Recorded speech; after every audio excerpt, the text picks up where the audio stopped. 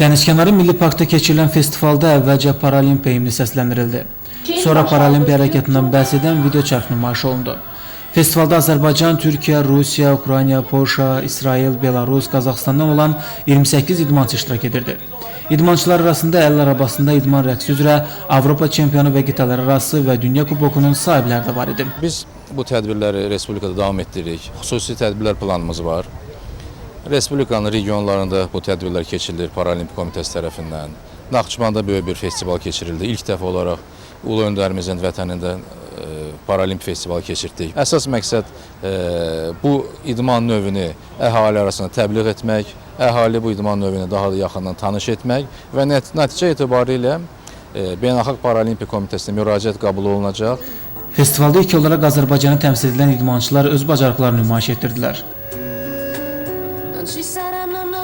Digər çıxışlarda paytaxt sakinlərinə və qonaqlara xoş anlar yaşatdı. Tədbirdə Milli Paralimpiya Komitəsinin əlil arabasında idman rəqsinin Paralimpiya oyunlarına daxil edilməsi məqsədi ilə Beynəlxalq Paralimpiya Komitəsinə ünvanlanan müraciət oxundu. Festival konsert proqramı ilə davam etdirildi.